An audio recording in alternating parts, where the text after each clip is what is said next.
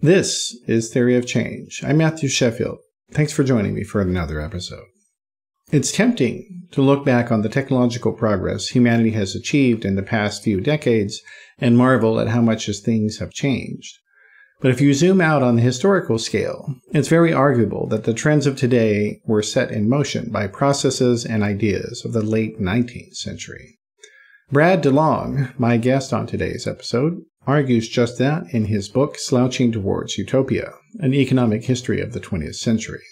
He makes the case that the world of today began through industrial, governmental, and scientific breakthroughs that began in 1870, but began stalling in the 2010s. Why and how did things start slowing down so much in the 2010s, and what can we do to get humanity back to making progress at a faster rate?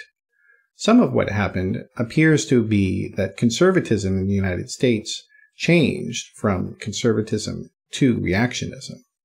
And as such, Republican politicians lost the ability to understand the world and make coherent and real policies, much less rational ones. But there are some other reasons why things stalled, and we get into them in our discussion. I hope you'll enjoy. And joining me now is Brad DeLong. Welcome to Theory of Change, Brad. It's excellent to be here. Two California boys, right, in the warm summertime. Yep, that's right. All right. Well, so let's maybe start with, you could give us a brief overview of your book here and what it's about. It's a very grand scope. It's a very grand book, right? It starts with the bet that the best way to think about world history is that 1870 is the hinge, at which point in time nearly everything changes. That is, before 1870, poverty and patriarchy, the fact that technological progress was slow, human fecundity is great, and in a pre-industrial world, given infant and child mortality, there's kind of one chance in three that if a woman survives until middle age, she will not have a surviving son. And in a patriarchal world, that puts you in a very bad position. So that before 1870, whenever any extra resources showed up, people pretty much decided to use them about, let's try to have another kid, to reduce those 1 in 3 chances of not having a son to carry on the lineage and help us in our old age, to diminish those chances. And what that meant was that there was no possibility of humanity ever baking a large enough economic pie for everyone to have enough. So if you wanted to have enough, well, you could try to become extraordinarily productive, but that would only make you a soft target for the people pursuing the other strategy, which would be to join a gang. To become one of the thugs with spears, or later gunpowder weapons, or ideally one of the bosses of the thugs with spears, or maybe one of their tame accountants, propagandists, and bureaucrats. And so become part of the gang that demanded the peasants and craftsmen give them 1/3 of everything they produced just because. That world of societies of domination is very much what human history was before 1870. And in 1870, things change. We get modern economic growth. All of a sudden, technology is not advancing slowly, but instead, humanity's technological prowess is doubling every generation, which means that fecund as humans are, population can't keep up. And after a while, society gets rich enough and complex enough that people say, hey, wait a minute, infant mortality's fallen a lot. The average woman really does not need to try to bring 7 pregnancies to live birth over the course of her lifetime. We go through the demographic transition. Now we're approaching zero population growth, admittedly with 8.5 billion people rather than the 1.3 billion people we had in 1870. But we can see the light at the end of that tunnel. And with population growth slowing while technological progress continues, the resource scarcity relative to technology that kept humanity so poor for so long, ebbs away. And we look forward for the first time to a world where it will be possible to bake a sufficiently large economic pie so that everyone can have enough. That leaves us the problems of slicing the pie, of distributing it fairly, or quote, fairly, unquote, and of properly tasting it, of utilizing our wealth, immense by the standards of any other previous human society, of utilizing our wealth so that people feel safe and secure and are healthy and happy, and to build institutions, economic, cultural, sociological, political, and so forth, to actually manage our technology, our economy, and then our sociology and our polities, so we can do the production, distribution, and utilization tasks. And there we're pretty much flummoxed, because every generation, technology's advanced and advanced unequally. So you need an entirely different set of institutions to keep things in balance. And that struggle, our attempt to find good enough institutions to keep the system from crashing completely, along with occasional complete crashes, that's the way we should look at the world from 1870 to today. And over that time, in the most technologically advanced parts of the world, we have gone from commercial mercantile to, call it, pseudo-classical semi-liberal, to applied science, to mass production, to New Deal social democratic, to neoliberal, to global value chain. And now we're heading into the attention info, biotech society and economy, whatever that is. And we've had quite a rough ride. We're here now with no great sense of what would be good institutions for the next 25 years, with immense societal wealth and technological power, but still badly distributed and also unsatisfactorily utilized. And that's where we are. Yeah. And then we also have the additional problem that as science and technology advanced, many of the people in the population did not, never had access to them either, because of, I'm talking about not just material goods, but intellectual goods. And so now, as we're trying to make a society that has never, in circumstances that have never existed, we've got people who say that, well, we need to take advice from, Bronze Age goat herders. Bronze Age perverts. Exactly. Yes. So and so there, but there also was kind of a, and you mentioned neoliberalism, that there was also, there were multiple bifurcations of liberalism throughout its existence. And let's maybe talk about some of those. I mean, obviously this is earlier than your book starts, but there were some in the beginning. Let's say the 19th century, with the idea that the controversial idea that slavery should not exist and that women should have the right to vote. These were controversies and bifurcations of liberalism. I think they still are. I think Peter Thiel once wrote down that it was the greatest political catastrophe for America when women got the ballot. And he is the principal patron of our Republican vice presidential candidate right now, as well as being a big fundraiser for Trump at various points. Yeah. Well, and it's interesting also, though, that there were multiple bifurcations as this continued, and I think the legal professoriate is probably the best example of kind of this abandoned liberalism, if you will. Let's say somebody like Amy Chua of Yale. These people that they actually think that they're liberal, and they say that they're liberal, but in fact, everything that they do is right wing. Although it's not at all clear what right wing is. Oh, that's fair. That, say, if you start back in the bad old days of societies of domination, it's very clear things are hierarchical and patriarchal. And, you're not supposed to be upwardly mobile, and you're not supposed to think of yourself as an individual with rights.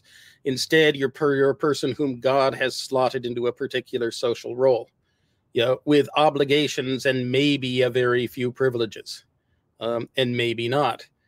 And you have this society of domination elite at the time, you're distributing the surplus among itself using various procedures, more or less brutal, more or less civilized, with some sense sometimes, right, that say in societies springing from, you know, the Germanic strain, that there are big men and the big men have rights vis-a-vis the king or the war leader, the Drighten, that they cannot simply be ignored. And from the Greco-Roman tradition, the idea that at least the aristocrats, you know, of the city-state and then the empire, you know, have the right to be protected in the Roman Republic by their tribunes against unlawful exertions of force by people in authority, right? That is, imperium is only to be well wielded by those who've been properly elected in the Campus Martius by the Roman people and then follow prescribed channels. You know, i.e. St. Paul saying, I am a Roman citizen. You centurions are not simply allowed to whip me just because you feel like it. If I weren't a Roman citizen, you know, they could, of course, but you can do that. Yeah. And, you know, those two things come together with the transformation from a hierarchical to a commercial society, to a society where you aren't really slotted into where your parents were, but instead you have property of your own and you have to find something to do and some network of counterparties and so on, social connections in order to produce, you know, consume, you know, exist, live, marry, raise up your children, marry them off, and so forth. And these two ancestral traditions, kind of Greco-Roman liberty of the individual, or at least the aristocrat, against arbitrary whippings and killings, and the German big men in society need to have some say and cannot be arbitrarily executed. That those combine with the ideas that you need, that what's really key to you are the rights you have as an ability to maneuver in this growing commercial society. You know, your right to life, liberty, and to control of enough of your property that their property is yours and not theirs, in the sense that you can use it to pursue your happiness. Something that's ascribed to all men, although not to all people, you know, even in the breach, which is the very much spring of liberalism. And then it starts from that nugget, which, you know, Roman historian Brett Devereux points out is comes to the fore as commercial society rises, just as the bureaucratic power of the modern state emerges as something that might oppress you, not personally, but institutionally. And so the philosophical doctrines of liberalism become a way of attempting to vindicate yourself as an agent, you know, as an independent, autonomous person in this commercial society with this state growing around you. And then we are off and running as what your rights are, who has rights, who properly is a full citizen who deserves to have rights, grows and grows and grows over the century. And we attempt to establish, you know, the liberal societies that are the most successful societies so far humanity has ever seen. Yeah. Yeah. Well, and basically, you know, I think a lot of, I mean, you know, this is really kind of a debate. It's an intra-liberal debate in a lot of ways that the United States sort of was engaged in, but still the older tradition of authority and hierarchy that never went away, and like that in a lot of ways was diminished, right? Yeah. That is although it's come back now, though, unfortunately. You know, my great-grandmother, when she chained herself to the Missouri State House fence for votes for women, all that happened was that she was then expelled from the Veiled Debutante from the Veiled Prophet Debutante Society in St. Louis, and a bunch of people cut her at parties. And, you know, when her mother invited African-American Ambassador Ralph Bunche to dinner in the 1920s at their St. Louis home, you know, they did get lots of nasty looks from neighbors and maybe eggs thrown at their windows a couple of times. But 100 years before, the social consequences would have been much, much greater. much more negative. Definitely. Yeah. Well, and that's what I mean in that, these older traditions, like, I think that is kind of the real tension that we have, is that, society has created, created all of these fantastic technological innovations, but the political and sort of the political ecology has not been kept up. So in other words, like, it's still in a lot of ways, it's still in strange ways marked by the legacy of societies of domination. Which and really I was lost their purpose before 1900. Exactly. And, in a lot of ways, the kind of the Cold War and the conflicts of socialism, communism, fascism, they were not resolved on an intellectual level. They were only resolved on a militarily level. Right. Which is why you talk about that. Which is why Frank Fukuyama's belief in 1991 that the other two big options, fascism and communism, were now off the table. Communism because of its defeat in the battle for production, and fascism in the ruins of Berlin in 1945. But, you look around the world today and, it's definitely, fascism does not appear to be so dead. Yeah, well, and now why do you think? Was it Brian Butler this morning who was talking about how the old Republican Party rested on, what was it? Kind of patriarchy-oriented family conservatism, Ayn Rand libertarian economic fantasies, and anti-communist Cold War internationalism.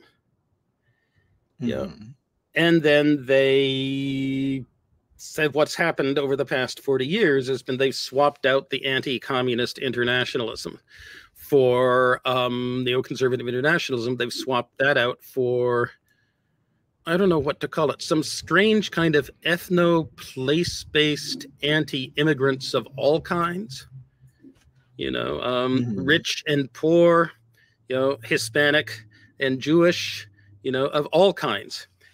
And that complex, an Ayn Rand style libertarian fantasies with its exaltation of the plutocrat and the kleptocrat, the patriarchal view that, women should not be allowed to get divorces, and the enormous fear of immigrants who bring bad think of one sort or another.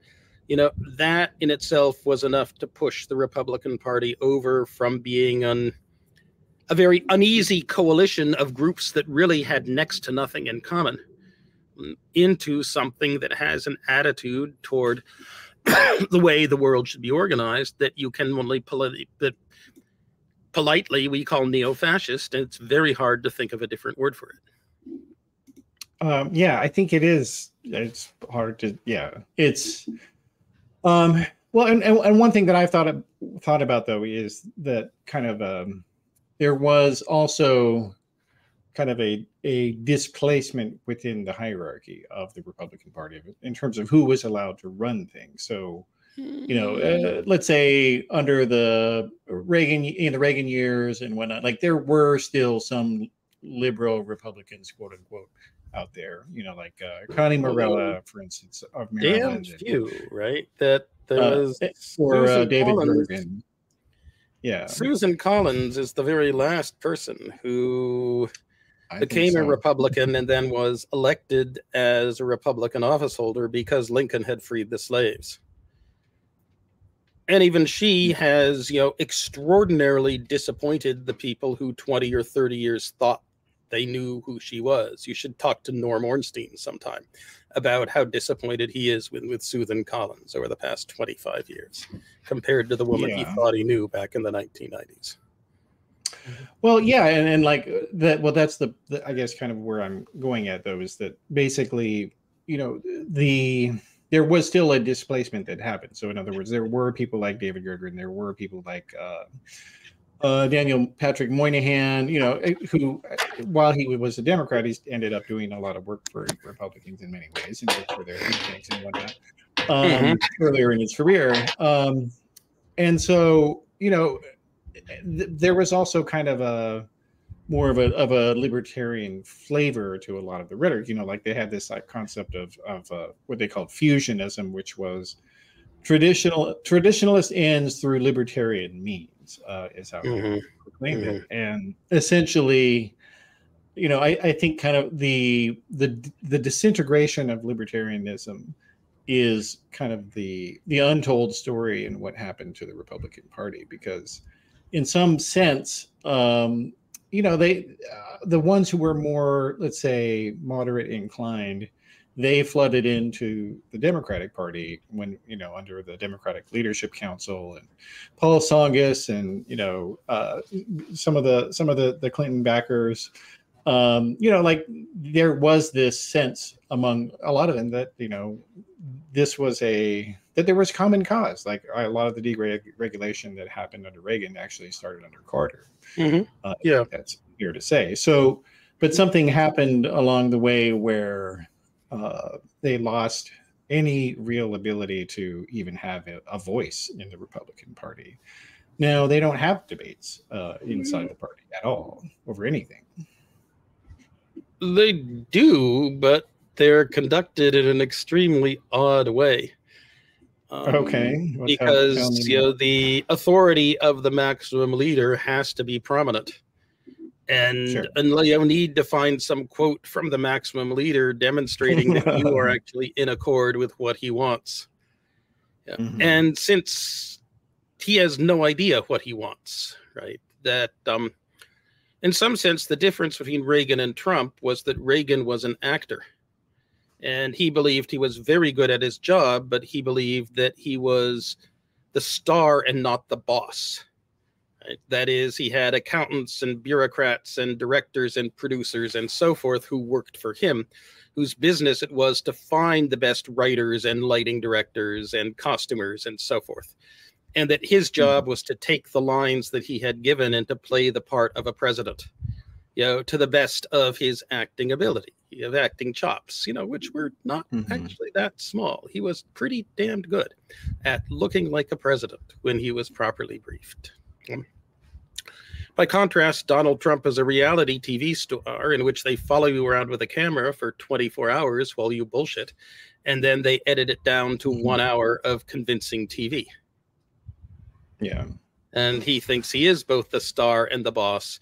And the people who work for him are not that skilled, are not that important, that all they do is take what he did and they do the very mechanical task of chopping it down to an hour of convincing TV, which really doesn't, in Trump's mind, require much brains or intelligence or work at all. Because, everything he says is gold. You just have to pick out the best pieces of gold and string them together.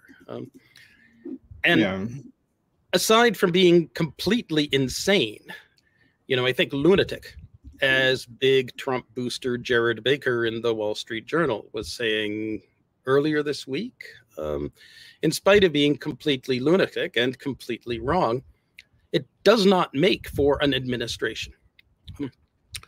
Right now, Trump, if you asked him in his heart of hearts, would say his two biggest accomplishments as president. He would say second was Operation Warp Speed.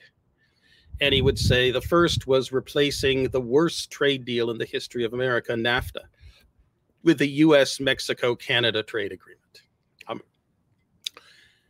which changed into the best trade deal the US has ever been. What are the big differences between NAFTA and USMCTA? Not a lot. The big differences are zero. The noticeable differences are three.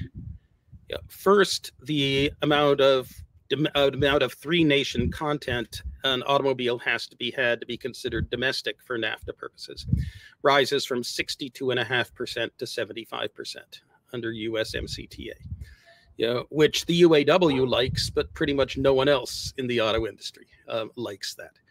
It forces somewhat more jobs to stay at old line UAW plants that would otherwise be, and it raises costs for US producers vis-a-vis foreign producers by an amount that's not huge, but that they notice. The second is we finally say we are going to live up to our promises about imports of Canadian softwood lumber. Which, you know, the fact that Tom Daschle came from the Dakotas was kind of meant that presidents kept breaking their NAFTA treaty commitments and telling the Canadians to sue us, you know, for decades.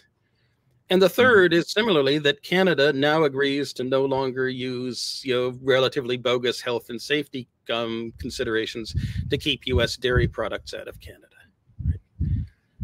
Those are three things that matter if you're in the auto industry, if you're producing dairy products in the U.S. North Midwest or in Southern Ontario and Alberta and Saskatchewan, and that if you're chopping down trees, you know, in the Canadian hills, not for anyone else. Yet Trump was told. Trump, I think, sincerely believes that he changed NAFTA from being the worst trade deal in the history of the United States to the very best by doing this. You know, he can be led around by the nose by whoever gets into the office and strikes the right particular note in a way that he remembers. You know, and he can't remember very much. Or for very long. He was supposed to pull out a box of Tic Tacs and say, see what shrinkflation has done to the box of Tic Tacs. And he could not remember the word shrinkflation long enough for him to get the punchline out. Now, you know, you can say this really isn't, you know, that big a change, right? You look at the internal memos or the internal, you know, West Wing backstabbing memoirs from the George W. Bush West Wing. And you get very much the same idea that here is someone who has not read his brief, you know, doesn't understand the issues and is very much flying by the seat of his pants, you know, in every particular meeting, you know, responsive to those who sound best or of whom he has some fear, of whom Dick Cheney was at least at the start the most. You know, it's not really clear how much difference this makes if the staff process runs, but, you know, we have absolutely no idea what the staff process will be or how it would run in a next Trump administration, which means that we have no idea, you know, what policies he'll attempt to put through. Well, aside from Project 2025, which he claims is not his policy. Well, he claims it's defunct, right? And it may well be defunct because he may well stay annoyed at the people who put himself into somewhat of a pickle, you know, in August, especially if they keep telling their friends that he's really 100% on their side. Yeah. Well, and he keeps grudges if he remembers them. And, you know, saying that Trump is our puppet in a way that gets it into the papers is a good way to get him to remember to keep a grudge. So I think Kevin Roberts and company, Kevin Roberts and company may be toast, along with whatever that former OMB director, Russell Vogt. I think they may well be toast in Trump world for now. Yeah, at least for now. Yeah. Well, but that raises an interesting point, though, which is that, you know, in addition to there being kind of a diminishment of libertarianism within the Republican Party, there's also a, you know, just a complete brain drain that's happened. And you have witnessed this firsthand yourself, you know, in that you worked in the Clinton administration, you know, the Republican economists, and you can fill in the blanks for me here, but, you know, they actually, at least some of them had some pretense of scholarship back in the day, but now it's, you know. But even in Trump's first term, you were left with Kevin Hassett. Right. Yeah. Who would even more. Kevin Hassett, who would say that COVID is going to kill 50,000 people tops, based, I think, on a spline curve estimated in Excel on daily data. Kevin Hassett, who back in 1999 told everyone that the stock market was going to triple in the next 3 to 5 years, and they should take all their money and put it in the dot-com bubble at the end of 1999. And somehow his career at the American Enterprise Institute survived that. You know, back in 1983, right? I remember Marty Feldstein telling me that, he wasn't upset that I was a Democrat because the Democrats needed lots more good economists because they had so few, while the Republican bench was so very deep. Mm-hmm. And Marty's looking down on us from heaven now and is completely and totally horrified. Well, what do you think happened, like, with all that? I mean, it wasn't only supply side. No, it was a drip, right? Drip. And so people give up, people leave, people can't simply stand it anymore. They know that the Republican economists who are kind of corralled to endorse the, Ryan McConnell Trump tax cut back in 1998 were most of them privately appalled because the right-wing but honest tax foundation was saying, hey, wait a minute, there are no incentives to boost American investment in America in this thing at all. To the extent that you're for pro-tax cut because you think it's going to boost investment and economic growth, this is a zero. And yet they were kind of herded into supporting it and whimpering about how, well, we'll get our chance when the rules and regulations implementing this thing, are written, which they never did. Who was it? I first saw the extent to which this was happening back in 2004, when I was supposed to go down to UCSD to be the kind of John Kerry guy at a debate at UCSD, University of California, San Diego, with the Republican guy. And the Republican guy they picked was former George H.W. Bush CEA member Dick Schmalensee, who then I think had just finished being dean of MIT's business school, the Sloan School.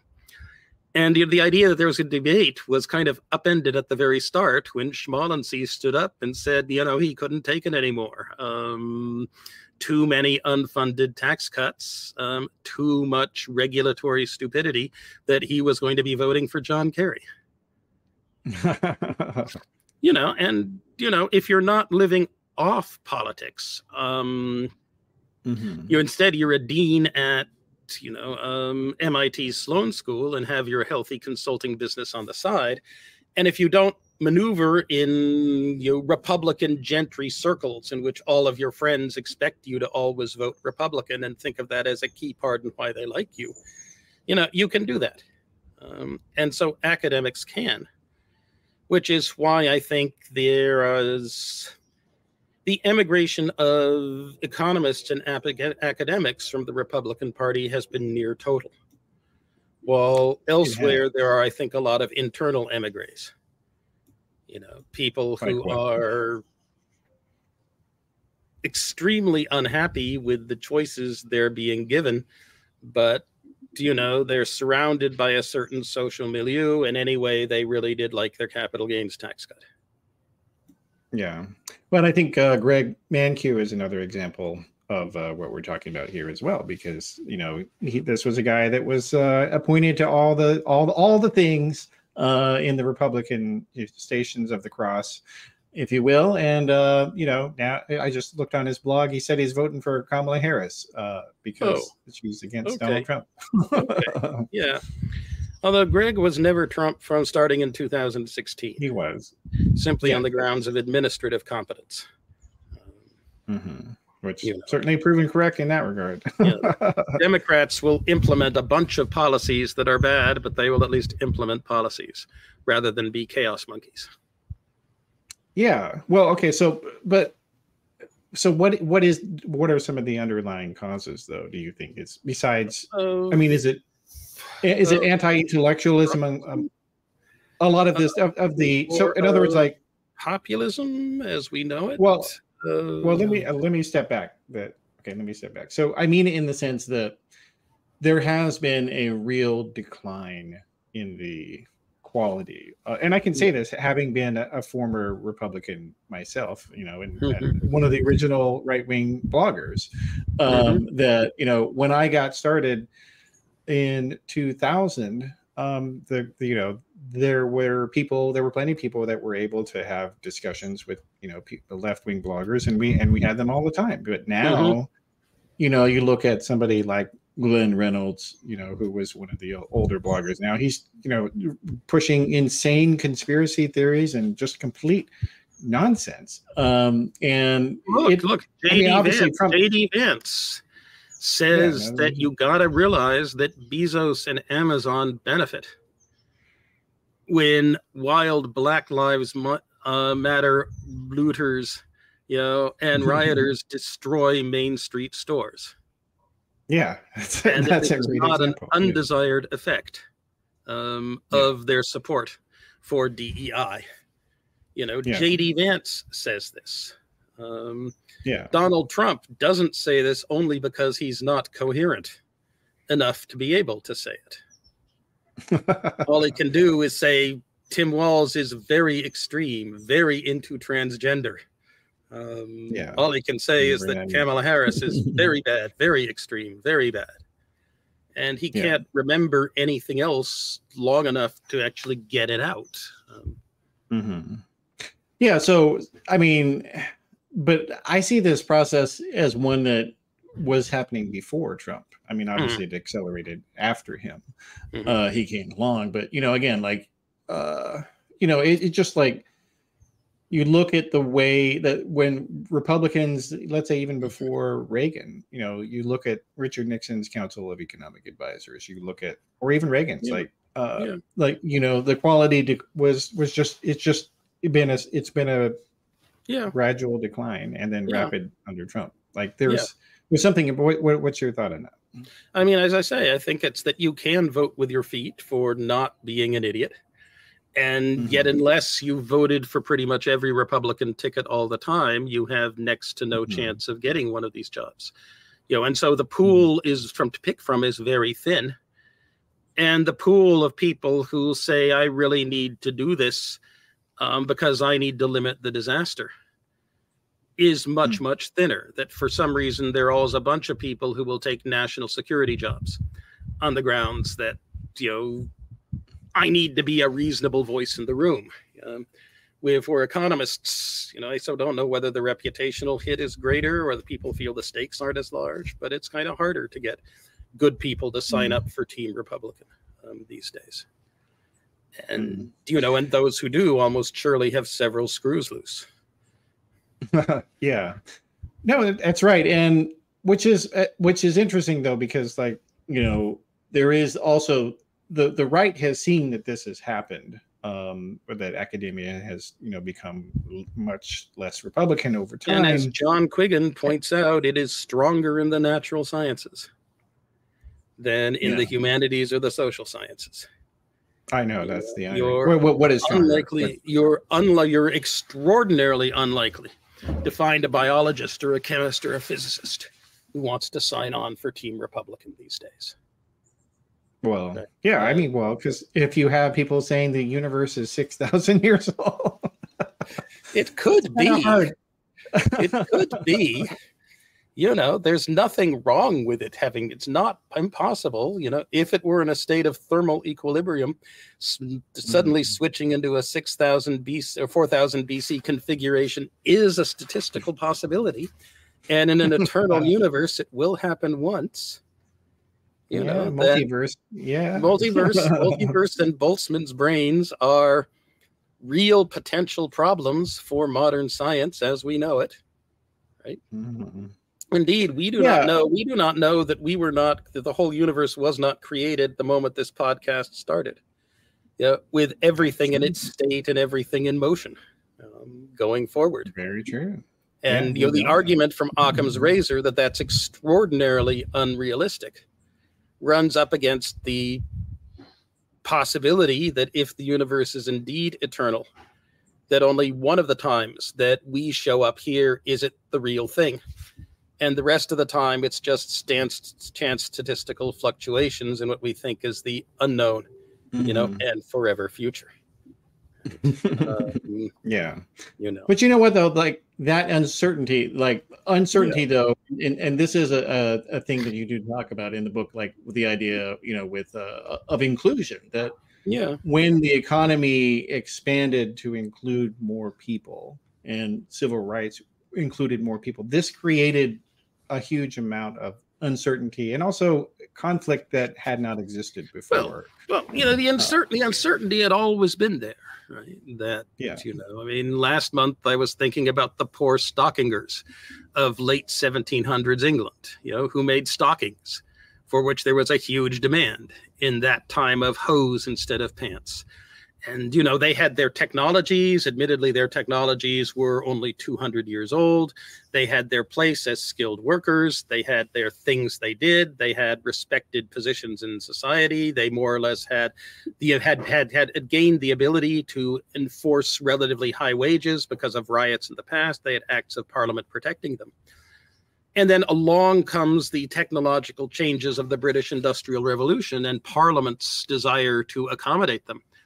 And they find what they thought were their legal rights to a respected position in society as skilled workers can absolutely vanish in a generation. And it is not true that the British Empire deployed more soldiers to suppress the Luddites in 1811 than it sent to Portugal to fight Napoleon. Even though Eric Hobsbawm claims it is definitely not true. You know, but they did send a bunch. And starting in 1770s, technological progress becomes fast enough that some large group of people who think they have a respectable position are going to find themselves in the bullseye of Schumpeterian creative destruction. And their ability to live their lives the way they thought they were going to, doing what they thought they were going to do, is going to vanish, and is going to vanish in a matter of decades. You know, whether it's poor stockingers, you know, outworking spinners, herded into factories with the machines, handloom weavers, you know, the peasants and also the landlord Junkers of Eastern Europe, you know, the all the way down to the blue-collar manufacturing workers of the U.S. Midwest, you know, stuck in the bullseye when, you know, technological change plus the Reagan budget deficits produced the huge wave of imports from the start of the huge wave of imports from Asia and greatly diminishes demand for manufactured goods left in the United States. Everyone finds themselves in, or some large group finds themselves in the bullseye every generation. And the question is, do they suffer enough to make them potentially revolutionary as opposed to just disorderly? And do they have enough social power that they can try to gamble in some sense to preserve their position? And, you know, then that's a question that every society pretty much has to manage. In the case of the Prussian Junkers, right, the way they gambled was they doubled down on their role not just as landlords growing rye and shipping it to Hamburg, but as military bureaucratic henchmen of the Prussian king, and so created a very large pro-war caucus, you know, to demonstrate their indispensability for society in response to the wave of grain imports from America, Argentina, and so forth and Ukraine actually, that the technological changes of the 1890s brought. In the case of the French peasants of the 1840s, it was the fact that they had what they regarded as a good thing. You know, they'd gotten their land as a result of the Great French Revolution, but they found themselves threatened by the idea that a French state controlled by an urban mob might decide that they were a good class to get a lot of resources out of. It caused them to definitely go for the most anti-socialist leader they could find on short notice, you know, which was the nephew of the great Napoleon, which was Louis Bonaparte. You know, we used to call such figures Caesarist, and now I suppose we have to call them Trumpist. You know, who was regarded by the Rothschilds and by Karl Marx, you know, an awful lot, as we regard Donald Trump as someone totally unqualified for the job, who nevertheless managed to get it by being a circus clown. Yeah, and in some sense, we're going through another of these. And here we have not managed to figure out how to distribute our wealth fairly, you know, so that people can accept that the process is win-win, or largely win-win, or at least win for their children, and also create sufficient institutions of voice and vote and respect so that the people who do have social power are happy to continue with a liberal democratic system, instead of turning into plutocrats instead of our plutocrats turning into people who imagine that kleptocrats are their friends and people who at all costs want to hold on to their tax cut.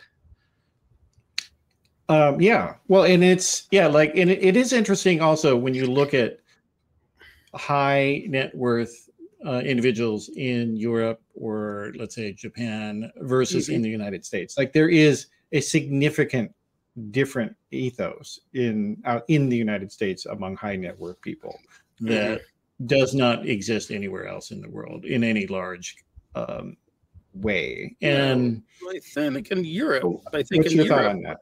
Well, yeah, it's called there's some classical pockets here. liberalism. Yeah, it's called classical liberalism. It really ain't.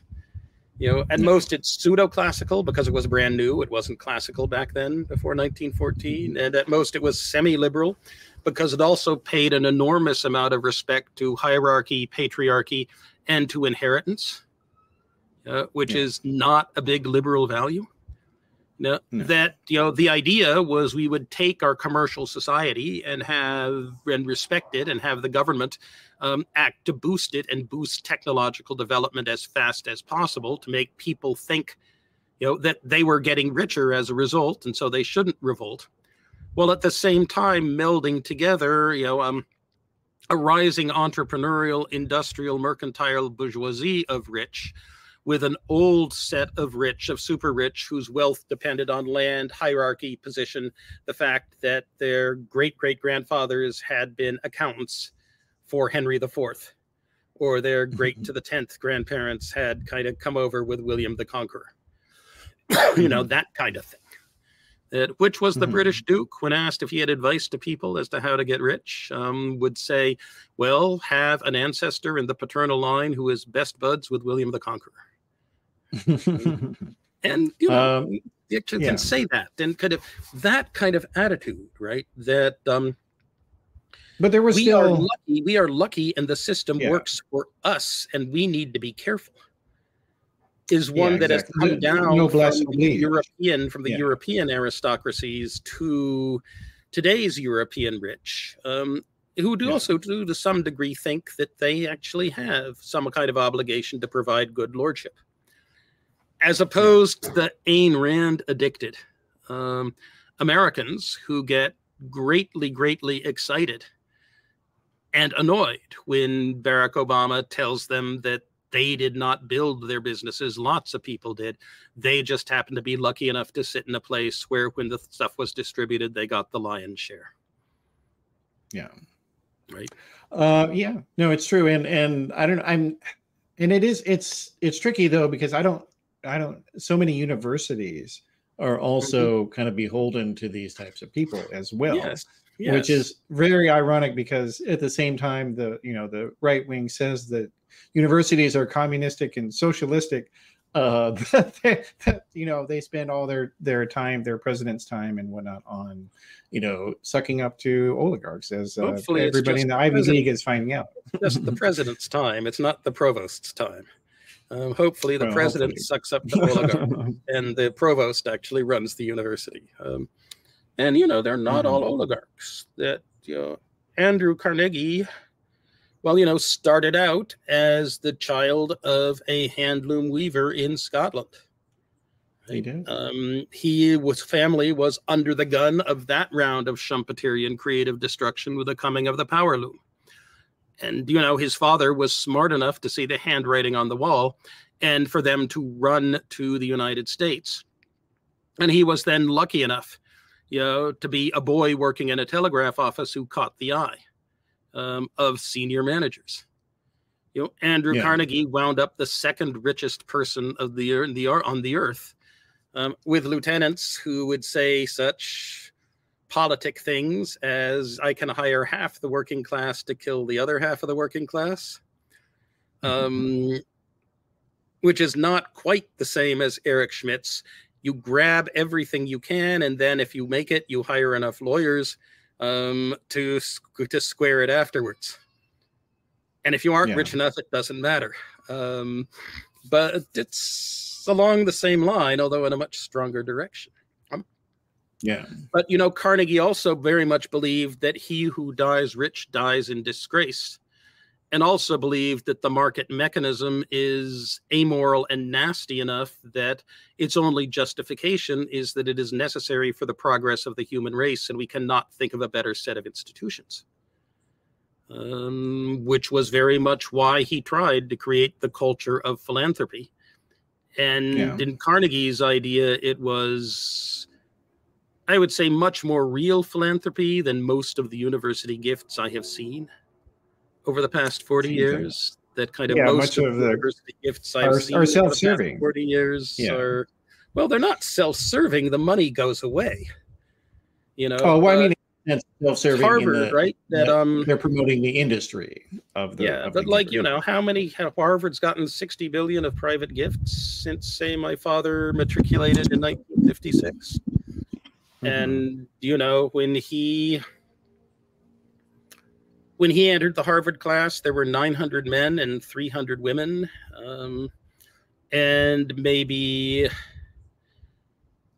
100 of the men were development cases, and maybe 100 of the men were legacies, and the other 600, maybe 200 legacies, 100 development cases, and 600 meritocrats around the world. Today, Harvard has 1,600 undergraduates in a class.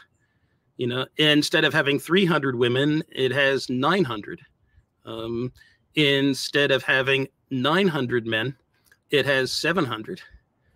And as best as I can see, it now has 150 development cases and 250 legacies, leaving 350 places for male meritocrats, compared to, 600 back when my father went.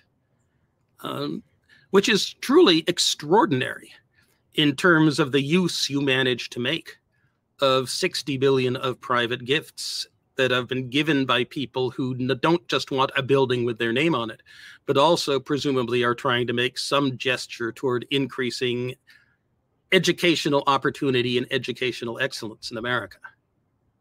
Yeah. Yeah, no, it's not a big return on investment. Not a big return on investment. And, they've made it very clear that they do not want presidents who will attempt to upset that apple cart. Yeah, even in it is really unfortunate. Well, and yeah, all right. So before we get to the end here, I did want to just have a discussion about neoliberalism. So you have, of course, had your own change of viewpoint on that, and I wanted to talk about that. The Democratic Party, and this is going back to what I was saying, like I think of libertarianism as sort of the conservative cousin of neoliberalism, and it's like they have basically decided to just be quiet and go away in the Republican Party, and the Democratic Party. Well, I don't know. You don't think so? What libertarians have power in the Republican Party now? Zero. Neoconservatives. Yeah. Well, a lot of them, most of them left or were kicked out. I would say that just as his father, Irving Kristol, transformed himself from a quirky conservative intellectual to a talentless hack when he scented power, and when Irving Kristol signed up for Team Ronald Reagan. So when Bill Kristol decided that the game was up, he changed from being a talentless Republican hack to an interesting and quirky public intellectual. Definitely worth reading. I do think Bill Kristol is very much worth reading these days. So that's at least one. Okay. Well, but he's still not in the Republican Party, though, is what I'm saying. No. But okay, you're saying in the Democratic Party as a okay, yeah. Well, but the idea that people should read more than if they're interested in neoliberalism as a whole, rather than the whole 20th century, people should read not my book, but Gary Gerstl's The Rise and Fall of the Neoliberal Order. Which I think is superb. And it does make the point that, some of the neoliberal impulse originally was not wrong. That democratic socialism entirely and social democracy substantially, was too bureaucratic, was too entrepreneurial, was too caught up in red tape and rent seeking. That the idea that of the New Deal, of the social democratic order, that in the modern age, big business or big labor or big government would have your back, was not always true, and was not true for a fairly large part of the population. And so you'll call it the Washington Monthly neoliberalism of the late 1970s. We need to deregulate where regulation is really stupid. And we will find that market means are a better way of crowdsourcing solutions to social democratic ends in very many contexts than is government command and control. And indeed, we'd say that it was precisely because the world between 1980 and today has not been neoliberal enough that Greater San Francisco and Greater Los Angeles are now places where it is nearly unaffordable to live, where David Autor tells me that if you're in the upper 10% of the income distribution, the income gain you will gain from moving to Boston, San Francisco, Los Angeles is greater than the cost of living increase. But if you're below the top 10% of the income distribution, it doesn't make any sense. Making this past generation the first generation in which blue collar and even not only white collar workers have been unable to move to where the opportunities are.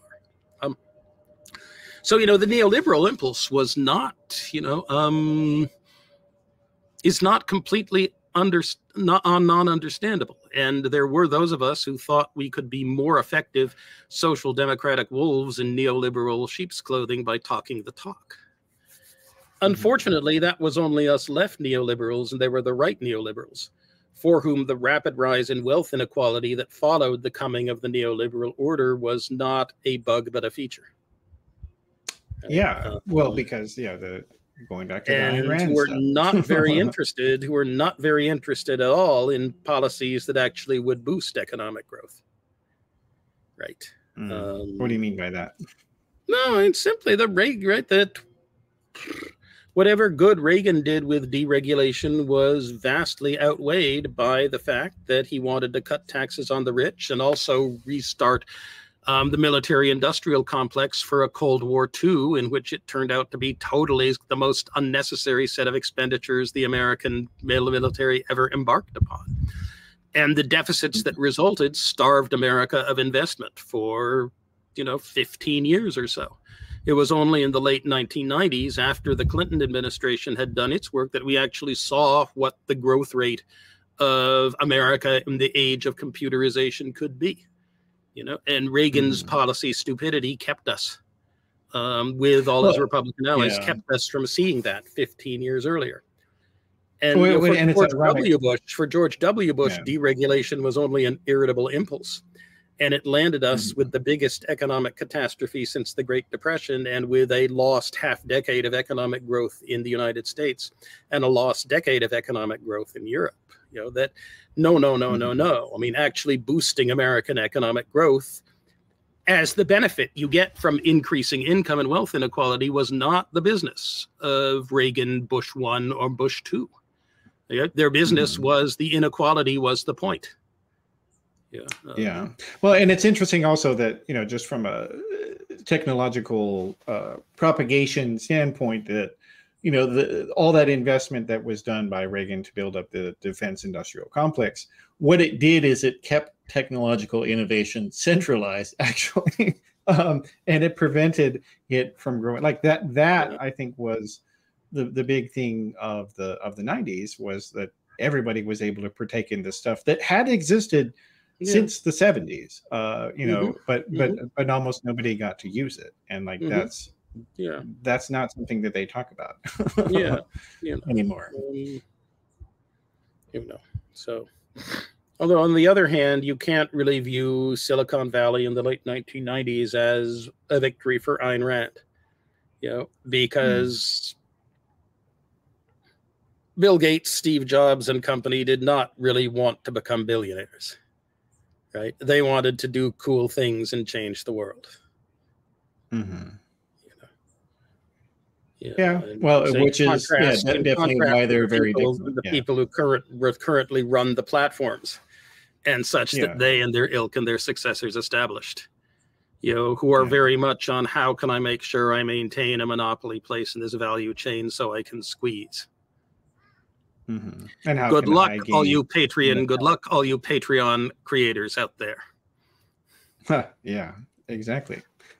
As we're seeing. Well, okay, so, but I mean, it does seem like, though, that I mean, there are some people out there in the Republican side of things that they claim that they are populist, quote unquote. Well, yeah, and that they are not part of this Ayn Rand stuff. And yet, when you look at J.D. Vance can write a big book about how he's growing up, how he man's growing up, in which he regards himself as being saved in the end by his maternal grandfather and grandmother. And never points out that the only reason he was able to save them was because, his maternal grandfather's uncle had gotten a good steel job in suburban Cincinnati, and then had managed to bring his grandfather along, as a nepotism hire. That, the combination of the UAW and the Midwestern industrial culture is the source of J.D. Vance's, or was one of the earthsprings of J.D. Vance's success as a kid from suburban Cincinnati, even though he wishes that he were from Appalachia. Mm-hmm. Well, okay, so then it sounds like you don't find any of those claims to be credible in any way, that they're... Well, when the rubber meets the road, the Sam's Club Republicans deliver absolutely zero. Except sometimes they say women should knuckle under their husbands and stay undivorced because we need intact families. Yeah. And I can assure them all that anyway. when a woman decides it's time to move out and that this loser isn't worth it anymore, they are very keenly aware of what that means for their likely economic security. Right. To move from a 2 or a 1.5 to a 1 or a half a breadwinner family. Yeah. They are very aware of that. It's not that they don't understand that staying married gets you an extra income and also an extra pair of hands to help with all the things the household has to do in raising its children. It's that they've taken account of that and decided, no, this person not. Maybe they're good for someone else. They're not good for me. Maybe I can find someone better. But that kind of having more unhappy marriages, while at the same time you're opposed to child credits, you're opposed to school lunches, you're opposed these days to the earned income tax credit, you're for more tax breaks for the plutocratic rich, and you don't even require, that they pass tax foundation kind of benefit cost tests for affecting economic growth. That Sam's Club Republicanism was a nice catchphrase, but it was never backed up by any serious policy work whatsoever. Yeah.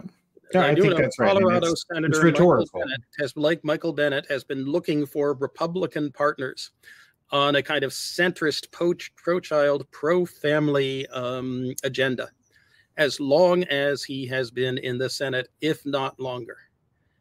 And, has anything gotten passed as a result? Yeah. It hasn't. Yeah, when in fact, J.D. Vance, in the recent child tax credit, he didn't even show up to vote on it. Well, he is. That's a little bit unfair. He is a vice presidential candidate, and his running mate is off the trail. Well, in fact, his running mate and the potential first lady are completely off the trail.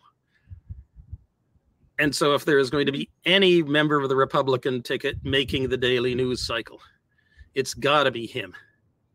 Right. Yeah. Which is an interesting dynamic. Not the job I would have taken were I J.D. Vance. Yeah. Although I have to imagine he wasn't told that going into it. This is, yeah, Trump's going to stay home all summer. And Can't he look around and see? Right. All right, yeah. I mean, shouldn't he have insisted on a weekend or a full week with Trump to decide, rather than doing it on one phone call and telling his kid to shut up, the blathering about Pikachu? This is the most important phone call of my life. I'm talking to somebody much more important than you. Yep. That's good parenting right there. Good parenting, pro-family 101. Yeah. All right. Well, last topic here. You're one of the first bloggers. What year did you start posting on the internet? Was it before 2000? 1996. Okay, yeah. Because one of my ex-roommates had said that physics has moved to archive.org for all of their scholarly publications and such. And so you should start your own website so you can transfer it over to the economics archive.org when it starts up. Oh, okay. It never did, but I was left with a website. And then I found that people like Nobel Prize winner Jagdish Bhagwati, Jagdish died before they could give him the Nobel. Or did he? Maybe I'm simply totally confused. I think I'm totally confused. I will check this because I don't want to claim I can cut that part out. Alive are dead.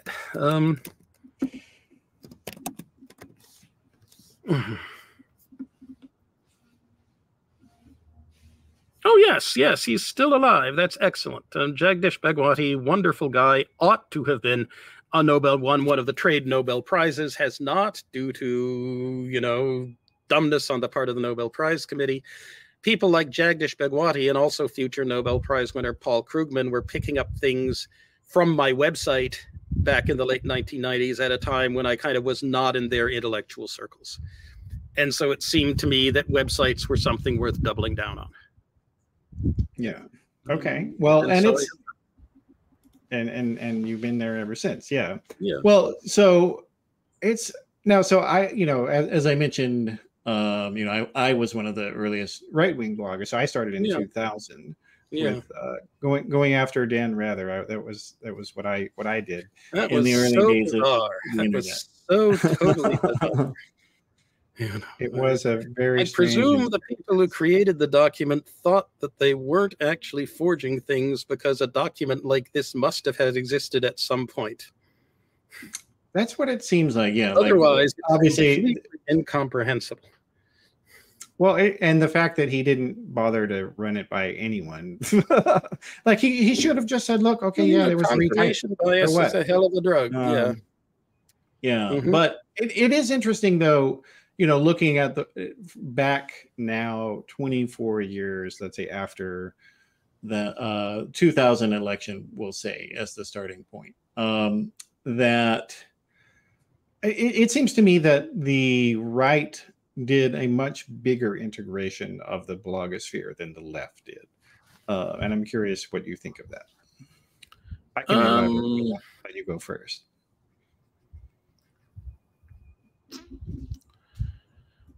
I think there's a channel from the old line weblogs to Fox News and Company, to which there is not really a counterpart, or was not really a counterpart on the left. There were a bunch of people who were kind of eager to make the media jump. While people on the left, or the center left at least, in large part because they had more of the existing media sphere back in 2000, the obvious thing was to become a journalist rather than become a blogger. And it was only those of us who who were doing it for some other reason, either trying to get a jump on the webification of an academic discipline, in my case, or people who simply could not stand having a boss in a news organization on the other, who wound up doing it. And then plus the institutions that then, the left institutions that then bet on it, were kind of little magazines of one sort or another. that then found themselves with a problem because the blog business was doing better than their print business, but was not making any money at all. Yeah, it's interesting. I'm sorry, go ahead. No, at least I think that's what happened. Yeah, well, and it's also that I think if you look at the right is much more interested in publicity and publicity seeking. So right-wing organizations are very focused on that, whereas, more left, let's say even all the way center to left, are interested in policy formation. Yes. And less on public advocacy. And I think that's probably the big difference, which is why there isn't, if you look on the right, like there are no sort of centrist, center right organizations out there. The Niskanen Center. The what? The Niskanen Center. Okay, yeah. Well, they actually identify as centrist. They do not identify. They do not identify as center right. No, they do not. They do not. But I'm saying just from a media standpoint that, all of the outlets that exist are either extremely conservative or reactionary fascist. Like that's the spectrum. It's all clustered over on the far right. All the media. And whereas on the left, the larger media institutions tend to be clustered into the center, and there's not as much interest on the further left in creating media. It seems like. I don't know. What do you think? And well, I don't understand what the thing is that calls itself the further left. Right. Well, let's say that. Why, for instance, why were there no media outlets that grew out of the Bernie Sanders campaign, let's say, or why did, like, our revolution raised, at least $50 million, and they created no media out of that. That's just one example. Whereas, that's a good point, and I will say I have to think about that a lot more, and I don't really have an answer for you. Okay. All right. Well, it's a subject that I'm going to be writing on at some point in the near future. So we'll have to maybe come back to that. No, have you talked to the lawyers, guns, and money people? I don't know any of those guys. So, but who are doing their oral history of the blogosphere project. Oh, okay. You should talk to them. Yeah, I'd love to get in touch with them. Yeah. Okay. Okay. All right. Well, so is there anything? Did you want to talk about the sort of the 30 years of plenty before we go, or are you good with that? I'd rather come back and talk about the New Deal order at some point in a separate thing. Okay. All right. We're at an hour and 9 minutes now, and in my experience, that's more than you can ask people to listen to. That's fair. Yeah, and that's why I normally try to keep it about an hour. Yeah, not more than it. Okay. All right. Well, great. So what's your recommendations for people to keep up with you? Just on your website? Yeah. Just on the Substack. Okay. Now you have a podcast as well, though. Right? We have a podcast that appears on the Substack, infrequently made. We're hoping to record next week. The Substack is braddelong.substack.com. Please come one and all. And as I say, the links to the podcast are on the Substack. Okay. And which social networks are you posting on primarily nowadays? Posting announcements kind of everywhere I can find that's print oriented. Actually, I find myself spending more time on Threads than on Blue Sky or Mastodon, and doing so somewhat unwittingly because I think sooner or later Facebook is going to figure out a way to destroy its quality in an attempt to monetize it. Yeah, that seems inevitable with them. When you're in Threads, moving to Threads is like moving to the tinder dry foothills of the Sierra Nevada right now, with the monetization firestorm in your future. Yeah, very likely. All right. Well, thanks for being here today. You're welcome. You're welcome. I'll let you know when it comes out. Sure, please do. And thanks for doing this. All right. So that is the program for today. I appreciate you joining us for the conversation. And you can always get more episodes if you go to theoryofchange.show. And I did want to mention also that Theory of Change is part of the Flux Media Network. So go to flux.community for more podcasts and articles about politics, religion, media, and society, and how they all intersect. And if you like what we're doing, I would really appreciate you supporting us financially. Just a few dollars a month goes a long way. And if you can't afford to do that right now, I understand, but please do share the episodes or tell your friends. Hell, tell your enemies that you like this show. I would really appreciate it. Thanks very much, and I'll see you next time.